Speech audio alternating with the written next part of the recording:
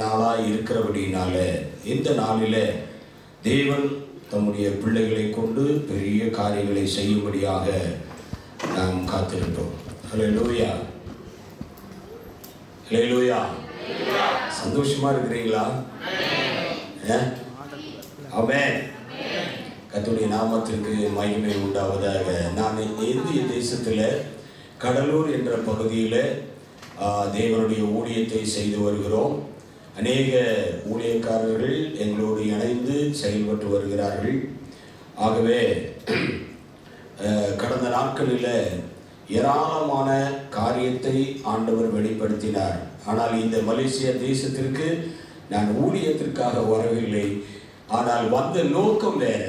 கர்த்தர் பயன்படுத்துகிற நோக்கத்தை நான் புரிந்து கொண்டு அவருக்கு என்னை அர்ப்பணித்திருக்கிறேன். ஹல்லேலூயா, ஹல்லேலூயா. எங்களை நேசிக்கிற நல்ல அருமையான பிதாவே, ஆசீர்வதிக்கப்பட்டதானது நல்ல வேளைக்காக எங்களை தாழ்த்தி உம்முடைய கரத்தில் ஒப்பு கொடுக்கிறோம். தேவரீர் சகலத்தையும் செய்ய வல்லவர். நீர் செய்ய நினைத்தது ஒன்றும் தடைபடாது என்று சொல்லி நாங்கள் வாசிக்கிறோம். இந்த நாளிலே தகப்பனே, இந்த மக்களை உம்முடைய கரத்தில் ஒப்பு கொடுக்கிறோம். இந்த சபையை உம்முடைய கரத்தில் ஒப்பு கொடுக்கிறோம்.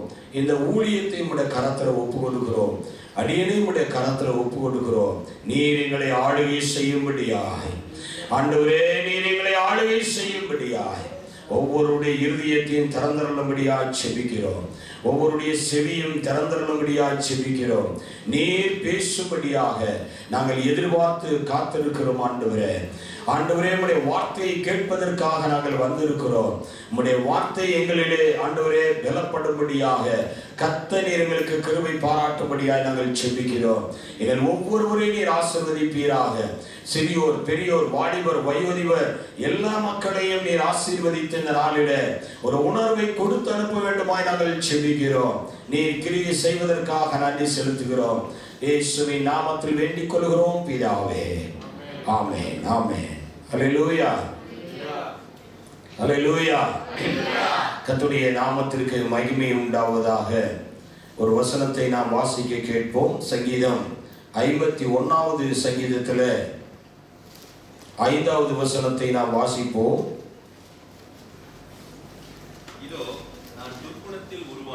இதோ நான் துர்க்குணத்தில் உருவானேன், என் தாய் என்னை பாவத்தில் கர்ப்பந்தரித்தாள். ஹல்லேலூயா, ஹல்லேலூயா. கர்த்தருடைய நாமத்திற்கு மகிமை உண்டாவதாக. இந்த நாளிலே தாவீது தேவனிடத்திலே சொல்லப்படுகிற ஒரு காரியம் என்ன என்று சொன்னால், தாவீதுடைய வாழ்க்கையில நடந்த சம்பவங்களை எல்லாம் பார்க்கும்போது தாவீது தேவனிடத்திலே எப்படி நடந்து கொண்டார், தேவன் தாவீதுடைய வாழ்க்கையில என்னெல்லாம் செய்தார் என்பதை நாம் யாவரும் அறிந்திருக்கிறோம். ஆகவே இந்த இடத்திலே சொல்லப்பட்டிருக்கிறது, இதோ நான் துர்க்குணத்தில் உருவானேன், என் தாய் என்னை பாவத்தில் கர்ப்பந்தரித்தாள் என்று சொல்லி இந்த இடத்துல நாம் வாசிக்கிறோம். ஆகவே பாவம் என்று சொல்லுகிறது என்ன, சாபம் என்று சொல்லுகிறது என்ன, தேவனுக்கு பிரியமில்லாத காரியம் என்ன? தேவனுடைய வார்த்தைக்கு கீழ்ப்படியாமல் இருப்பதே பாவம். பாவம் என்று சொன்னால் ஏதோ ஒரு பெரிய தோற்றத்தை உடையது பாவம் அல்ல. தேவனுடைய வார்த்தைக்கு கீழ்ப்படியாமல் இருப்பதே பாவம். ஆகவே தாவீது தன்னுடைய வாழ்க்கையில எல்லா விதமான பாவங்களையும் அவர் செய்தாலும் அதை தான் உணர்ந்து தேவனுடைய சமூகத்திலே வந்து அறிக்கை செய்கின்ற அனுபவத்தை நாம் பார்க்கிறோம். அல்லேலூயா. ஆகவே இந்த நாளிலேயும் கூட ஒருவேளை தாவீதை போல நாம் சொல்லிக் கொண்டிருக்கலாம், என் பாவம் அல்ல, என் பெற்றோர் பாவம் அல்ல, அல்லது என்னுடைய பாவமும் அல்ல, ஏன் என்னுடைய வாழ்க்கையில இப்படிப்பட்ட சம்பவங்கள் நேரிடுகிறது என்று சொல்லி நாம் கேட்கலாம். தேவன் சொல்லுகிறார், நீ செய்த பாவமும் அல்ல, உன் பெற்றோர் செய்த பாவமும் அல்ல, தேவனுடைய நாமம் மகிமைப்படும்படியாய் உன்னுடைய வாழ்க்கையில் அநேக காரியங்களை தேவன் அனுமதித்துக் கொண்டிருக்கிறார். ஆகவே ஆண்டவரிடத்திலே கேள்வி கேட்டுக் கொண்டிருக்கிற அருமையான தேவன் ஜனமே, இந்த இடத்திலே தாவீது சொல்லுகிறார், அவருடைய வாழ்க்கையில நடந்த காரியங்களை எல்லாம் பார்க்கும்போது அவர் தன்னை ஆராய்ந்து பார்த்து என் தாய் என்னை பாவத்தில் கர்ப்பந்தரித்தாள். ஆகவே நான் துர்க்குணத்திலே உருவாகி இருக்கிறேன். அதுதான் ஜென்ம பாவம். இந்த ஜென்ம பாவம் என்று சொல்லுகிறது, இந்த தாய் என்னை பாவத்திலே கர்ப்பந்தரித்தாள். இந்த பாவமானதுதான் துர்க்குணத்திலே நடத்தக்கூடியதாய் காணப்படுகிறது. இந்த துர்க்குணம் யாரால் உண்டாகிறது, எப்படி உண்டாகிறது? ஆகவே வேதத்திலே நாம் வாசிக்கின்றோம். கலாத்தியர் 5வது அதிகாரம் 19வது வசனத்திலே இருந்து நாம் காணப்படுகிறோம். 2 விதமான குணாதிசயங்கள். ஒன்று பிசாசுடைய குணாதிசயங்கள், இன்னொன்று தேவனுடைய குணாதிசயங்கள். ஆகவே நாம் யாருடைய குணாதிசயத்தை பின்பற்றுகிறோம், நாம் யாருடைய வார்த்தைக்கு செவி கொடுக்கிறோம், நாம் யாருடைய வார்த்தைக்கு கீழ்ப்படுகிறோம், நம்மை ஆளுகை செய்கிறது யார்? தேவன் நம்மை ஆளுகை செய்கிறாரா? அல்லது பாவம் நம்மை ஆளுகை செய்து கொண்டிருக்கிறதா? அல்லது பாவத்தின் சாபம் நம்மை ஆளுகை செய்து கொண்டிருக்கிறதா? ஏன் என்னுடைய நிலைமை? ஏன் எனக்கு இந்த வேதனை? ஏன் எனக்கு இந்த கஷ்டம்? ஏன் எனக்கு இந்த துன்பம்? ஏன் எனக்கு இந்த துயரம்? ஏன் எனக்கு இந்த வியாதி? யாரால்? ஒருவேளை நாமும் அதைத்தான் சொல்லிக் கொண்டிருக்கிறோம். என் தாய் என்னை பாவத்திலே கர்ப்பந்தரித்தாள், நான் துர்க்குணத்திலே உருவாகிறேன். ஆகவே இந்த நாளிலே தேவன் விரும்புகிறது என்ன? உன்னுடைய குணாதிசயத்திலே மாற்ற வேண்டும் என்று எதிர்பார்க்கிறார். உன்னுடைய சிந்தை, உன்னுடைய எண்ணம், உன்னுடைய உணர்வுகளிலே தேவன் ஒரு மாற்றத்தை எதிர்பார்க்கிறார். ஆகவே தன் பாவத்தை மறைக்கிறவன் வாழ்வடைய மாட்டான். அவைகளை அறிக்கை செய்து விட்டு விடுகிறவனோ இரக்கம் பெறுவான் என்று சொல்லப்பட்டிருக்கிறது. ஆகவே இந்த நாட்களிலே நாம் பாவத்திலே, சிந்தனையிலே, நம்முடைய எண்ணங்களிலே, நம்முடைய உணர்வுகளிலே நாம் பாவத்தின் ஆளுகையிலே கடந்து போய் கொண்டிருக்கிறோம். ஆகவே இந்த பாவத்தை நாம் அறிக்கை செய்கிறோம், ஆனால் விட்டு விடுகிறோமா? ஒவ்வொரு வாரமும் ஒவ்வொரு நாளும் நாம் செபிக்கிறோம், வேதத்தை வாசிக்கிறோம், ஆண்டவருடைய சமூகத்திலே காத்திருக்கிறோம். ஆண்டவரே என் பாவத்தை மன்னி, என் சாபத்தை நீக்கும் என்று நாம் சொல்லுகிறோம். ஆனால் வேதம் சொல்லுகிறது, தன் பாவத்தை மறைக்கிறவன் வாழ்வடைய மாட்டான். அவைகளை அறிக்கை செய்ய வேண்டும், அறிக்கை செய்ய வேண்டும். ஒவ்வொரு நாளும் அறிக்கை செய்ய வேண்டும். அறிக்கை செய்த பாவத்தை விட்டுவிட வேண்டும். ஆகவே இந்த நாட்களிலே அருமையான தேவ ஜனமே, நம்முடைய சிந்தையிலே காணப்படுகிற பாவத்தை அறிக்கை செய்ய வேண்டும். நம்முடைய உள்ளத்திலே காணப்படுகிற பாவத்தை அறிக்கை செய்ய வேண்டும். நம்முடைய உணர்வு மூலமாய் காணப்படுகிற பாவத்தை நாம் அறிக்கை செய்ய வேண்டும். அறிக்கை செய்கிறது மட்டுமல்ல, அதை விட்டு விலக வேண்டும். ஆமென். அல்லேலூயா. சங்கீதம் 32வது சங்கீதத்திலே 1-2 வசனத்தை நாம் வாசிக்க கேட்போம். சங்கீதம் 32:1-2. எவனுடைய மீறுதல் மன்னிக்கப்பட்டதோ, எவனுடைய மீறுதல் மன்னிக்கப்பட்டதோ, எவனுடைய பாவம் மூடப்பட்டதோ, எவனுடைய பாவம் மூடப்பட்டதோ அவன் பாக்கியவான். எவனுடைய அக்கிரமத்தை கர்த்தர் எண்ணாதிருக்கிறாரோ, எவனுடைய அக்கிரமத்தை கர்த்தர் எண்ணாதிருக்கிறாரோ, எவனுடைய ஆவியில் கபடமில்லாமல் இருக்கிறதோ அவன் பாக்கியவான். அல்லேலூயா. வேதம் சொல்லுகிறது, எவனுடைய மீறுதல் மன்னிக்கப்பட்டதோ, எவனுடைய பாவம் மூடப்பட்டதோ, எவனுடைய அக்கிரமத்தை கர்த்தர் எண்ணாமல் இருக்கிறாரோ அவன் பாக்கியவான் என்று சொல்லப்பட்டிருக்கிறது. இன்றைக்கு நம்முடைய வாழ்க்கையில ஏன் தேவனுடைய ஆசீர்வாதத்தை பெற முடியவில்லை?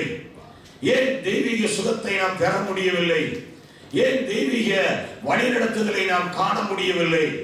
நம்முடைய சிந்தையிலே பாவம் ஆளுகை செய்கிறதினால், நம்முடைய உள்ளத்திலே பாவம் ஆளுகை செய்கிறதினால், நம்முடைய செயல்பாடுகளிலே கிரியிலே பாவம் ஆளுகை செய்கிறபடியினால் தேவனால் ஒன்றும் செய்ய முடியவில்லை. ஆகவே இந்த பாவத்தை தேவனிடத்தில் வந்து அறிக்கை செய்து அதை விட்டு விலகும் பொழுதுதான் தேவன் என்ன செய்கிறார்? ஒரு மன்னிப்பை கொடுக்கிறார். இந்த பாவத்தை மூடத்தக்கதான ஒரு அனுபவத்தை தேவன் நமக்கு கொடுக்கிறார். எந்தெந்த ஒரு காரியத்தை கிரமம் இல்லாமல் செய்கிறோமோ, சகலமும் நல்ல ஒழுக்கமாயும் கிரமமாயும் செய்யப்பட வேண்டும். இந்த கிரமத்தை மீறினால் அது அக்கிரமம் என்று வேதம் சொல்லப்படுகிறது. அல்லேலூயா. ஆகவே இந்த நாட்களிலே நாம் செயல்படுகிற காரியங்கள் எல்லாம் சரியாக இருக்கிறதா, ஒழுக்கமுள்ளதா இருக்கிறதா, கிரமம் உள்ளதா இருக்கிறதா?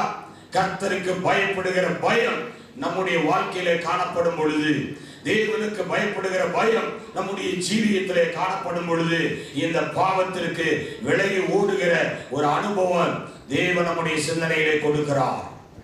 ஆகவே இந்த நாட்களிலே அவருடைய வசனம் நம்முடைய கால்களுக்கு தீபமாகிறது, நம்முடைய பாதைக்கு வெளிச்சமாகிறது. இன்றைக்கு நாம் போய் கொண்டிருக்கிற பாதை எப்படிப்பட்ட பாதை?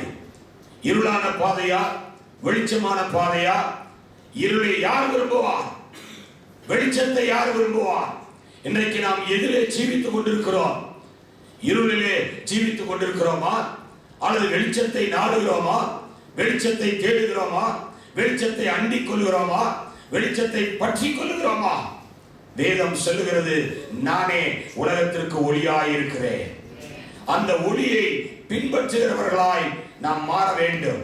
நம்முடைய வாழ்க்கையிலே காணப்படுகிற இருளான வாழ்க்கையெல்லாம் ஒளியாக மாற வேண்டுமானால் நம்முடைய பாவத்தை அறிக்கை செய்து, நம்முடைய அக்கிரமத்தை அறிக்கை செய்து, நம்முடைய மீறுதலை எல்லாம் அறிக்கை செய்து தேவனிடத்தில் வந்து ஒப்புரவாகி அந்த அறிக்கை செய்த சகல காரியங்களையும் விட்டு விலகும் போது ஆண்டவர் நம்மை நேசிக்கிறவராய், நம்மை பற்றி கொள்ளுகிறவராய் இருக்கிறார்.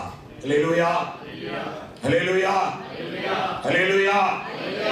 பாவங்களை பாராதின்னை பற்றி கொண்டீரே, சாபங்களை நீக்கி சுத்த உள்ளம் தந்தீரே.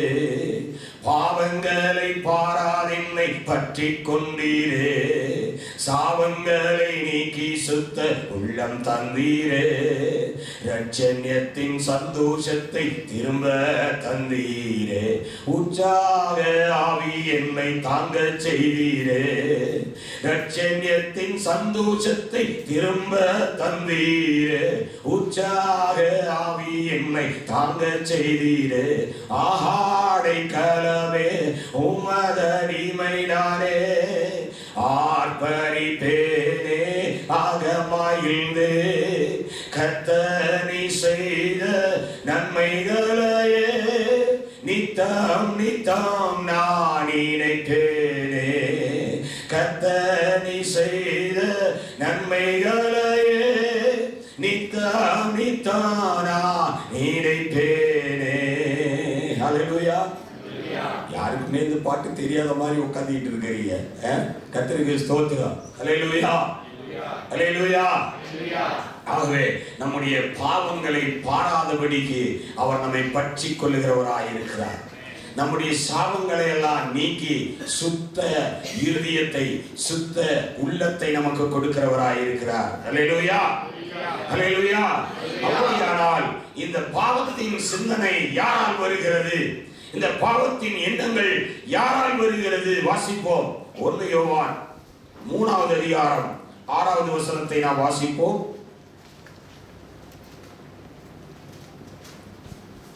அவரில் நிலைத்திருக்கிற எவனும் பாவம் செய்கிறதில்லை, பாவம் செய்கிற எவனும் அவரை காணவும் இல்லை, அவரை அறியவும் இல்லை.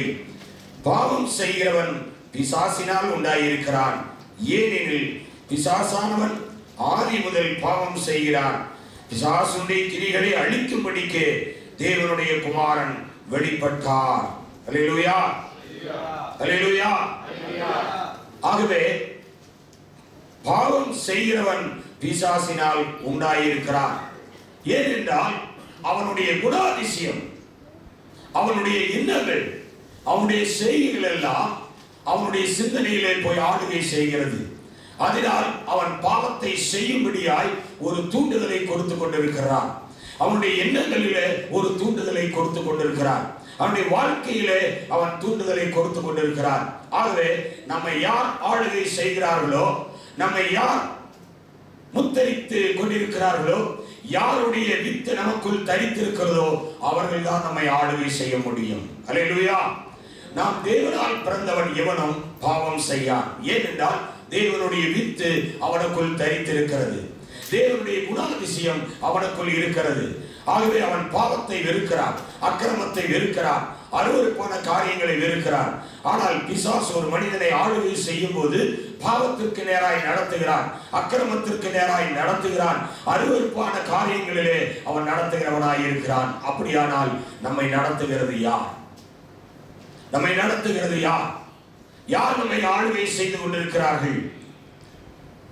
தேவனுடைய பிள்ளைகளாகிய நம் தேவனுடைய வார்த்தைகளின்படி, தேவனுடைய கட்டளைகளின்படி, தேவனுடைய கற்பனைகளின்படி நாம் வழி நடக்கும் போது தேவனே நம்மை ஆளுகை செய்கிறவராய் இருக்கிறார். அவருடைய கரத்தை நாம் பிடிக்கும் போது அவர் நம்முடைய கரத்தை பிடித்துக் கொள்ளுகிறார். காரணம், கர்த்தராகிய இயேசு கிறிஸ்து பிசாசுடைய கிரியைகளை அழிக்கும்படிக்கு தேவனுடைய குமாரன் வெளிப்பட்டார். அந்த கிரியைகள் நம்முடைய சிந்தனையிலே, நம்முடைய எண்ணங்களிலே, நம்முடைய வாழ்க்கையிலே காணப்படுமானால் அவைகளை தேவனிடத்திலே நாம் ஒப்பு கொடுக்க வேண்டும். தேவனிடத்திலே நாம் அறிக்கை செய்யும் போது அவர்தான் எல்லா காரியங்களையும் அழிக்க வல்லமையுள்ளவராயிருக்கிறார். பிசாசுடைய கிரியைகளை அழிக்கும்படியாக தேவனுடைய குமாரன் வெளிப்பட்டார். இன்றைக்கு நம்முடைய வாழ்க்கையில அவர் வெளிப்படுகிறவராய் காண வேண்டும். அவர் பிசாசுடைய கிரியைகளை அழிக்கும்படிக்கு நம்மை ஒப்பு கொடுக்க வேண்டும், அர்ப்பணம் செய்ய வேண்டும். அப்படி இருந்தால்தான் அவர் அழிக்க முடியும். அல்லேலூயா. நாம் ஜெபிக்கும் போது நம்மை ஒப்பு கொடுத்தால், நம்மை அர்ப்பணிக்கும் போது நம்முடைய கிரியைகள் எல்லாம் மாறுகிறது. அந்த அர்ப்பணிப்பு இல்லாவிட்டால், அந்த ஒப்பு கொடுத்த ஒரு அனுபவம் இல்லாவிட்டால் என்னத்தான் ஜெபம் பண்ணினாலும் அங்க ஒன்றும் நடக்காது. அல்லேலூயா, அல்லேலூயா. அப்படியானால் இந்த நாட்களில் இந்த தாவீது சொல்லுகிறார், என் தாய் என்னை பாவத்தில் கற்பந்தரித்தாள், நான் துர்க்குணத்தில் உருவானேன். அந்த குணத்தை மாற்ற வேண்டும், அந்த குணாதிசயத்தை மாற்ற வேண்டும் என்றுதான் இயேசு இன்றைக்கு விரும்புகிறார். ஒருவேளை நமக்குள்ள